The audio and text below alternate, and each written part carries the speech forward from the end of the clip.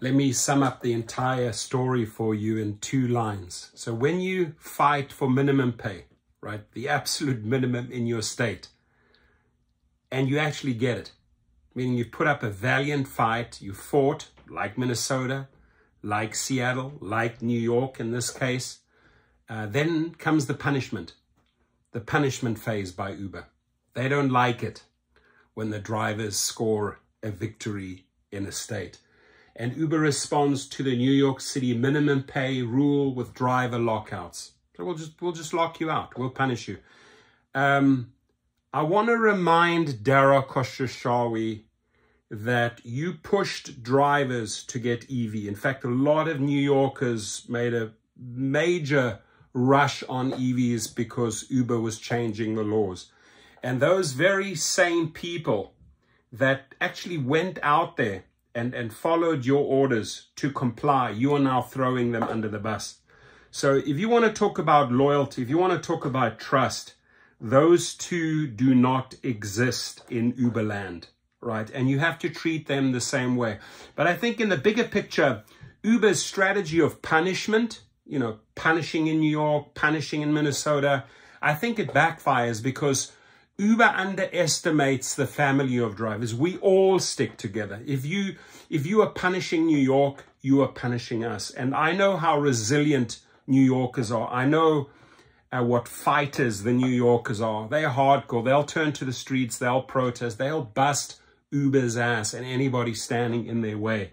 So I say good luck to Uber and Dara Khosrowshahi if that is their long-term plan. They'll do themselves more damage. They'll get the drivers more riled up. And ladies and gentlemen, we have the numbers, and it's time to climb in the ring and club these guys, right? You've got to club them with lefts and rights and uppercuts and hooks. You've got to wear them out. This is the strategy that works state by state, city by city. You've got to club them and club them and club them, right? It's death by 1,000 cuts. You just whip and whip and whip and protest and whip and expose and whip and protest, and you tire them out. They ain't going to win this game. There's too many of us. So I urge you, get ready, right? Put on the gloves, you know, get ready for the brawl, because they're out to punish anyone that stands up against Uber. So Uber has reportedly been locking out drivers from its app during periods of low demand over the past month in response to New York City minimum pay rule. If you are fighting for minimum pay, ladies and gentlemen, minimum pay, right? And this is the minimum pay. They don't even want you to reach that. They don't want you to fight for minimum pay. It shows you where their priorities are. We do not want to pay drivers minimum pay. We want to keep them below minimum pay. If they rebel, if they rise up, we punish them. Well, we'll punish you a little harder. We have a lot of energy. I think they're underestimating us. I think they're underestimating a driver's resilience, right? I think they're underestimating how many rounds a driver can go with Uber in the ring. You know, Tony West, you can try with all you legalese. You could try with your contact Kamala Harris. You're actually just hurting her in the polls. You're not doing yourself any justice, and you're not doing your sister-in-law any justice either. They ain't going to help you at the end of the day, I can tell you that. Drivers are smart enough to figure out what's going on, and they know how to combat. They know how to fight back. Lyft is threatening to adopt the same strategy. The move is in response to a 6-year-old pay rule in New York that requires companies like Uber and Lyft to compensate drivers for idle time between rides. Uber said the lockouts are necessary to limit non-passenger time. Since the lockouts began, some drivers have experienced a decline in their earnings. Of course, you get locked out, you're getting locked out from time slots. Of course, you're going to see a decline in the earnings.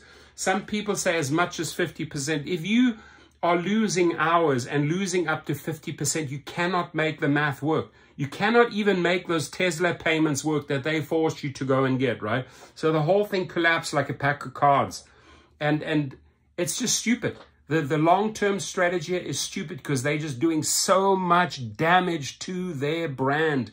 They're alienating drivers. They're turning drivers into private drivers. They're turning drivers to the opposition. Drivers are going to rides. Drivers are going to the co-op. They've had it with Udara Koshashawi. They've had it with all the little tricks and games and baits and switch.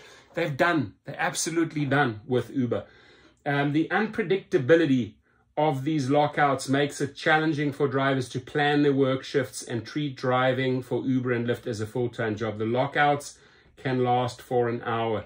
Uber said that the lockouts are a response to a minimum wage rule. So they're basically openly admitting, you went out and fought for minimum wage. This is our response. This is how we take care of you. We will hit you in your earnings. Do you think that is productive, Uber? No, it's counterproductive. The strategy is counterproductive, ladies and gentlemen. I do not know, well, I do know who makes the executive decisions, but how he sometimes pulls those decisions out of his arsehole, out of his ring hole, I don't know. I don't know how this guy does it. It's like, let me see what's in the hours today. Oh, there it is. Here's another idea. So both Uber and Lyft have blamed each other and the TLC for the lockouts in the communications. Yeah, just shift the blame, right? Uber has encouraged its drivers to lobby regulators for a rule change, while Lyft has accused Uber of wanting to change the rules to disadvantage Lyft. The New York Taxi Workers Alliance, representing 28,000 professional drivers in the city, has criticized Uber for mismanaging driver hiring and using the TLC regulation as an excuse to avoid paying drivers for their time. This is not the first time Uber and Lyft have clashed with regulatory bodies. In 2019, the two companies engaged in a lockout war when the city attempted to implement a flat minimum pay rate equivalent to the minimum wage. Equivalent to the minimum wage. We do not want you to have the minimum wage. According to the report, similar conflicts have occurred in other cities such as Minneapolis and Austin, where the companies threatened to cease operations in response to proposed regulations. A growing number of cities and countries are adopting labor laws and regulations. I mean, they're fighting back. They're sick and tired of the abuse, right? And make it hard to give work to people who have unpredictable portions of their time available to these jobs. These rules create extra costs that platforms must pass on to consumers. That will make the gig experience, which consumers all over the world like to use, more expensive and less accessible thanks to government regulation. So yeah, you blame everyone else but themselves. And ladies and gentlemen, this is what it's about. It's plain and simple. It's about the money. We're not going to put up with the bullshit. Uber, we're not going to put up with the bullshit. Lyft, we have an arsenal of methods to fight back. And all I can say, drivers, you know, buckle up, put the gloves on, and be prepared to fight. Your comments, please.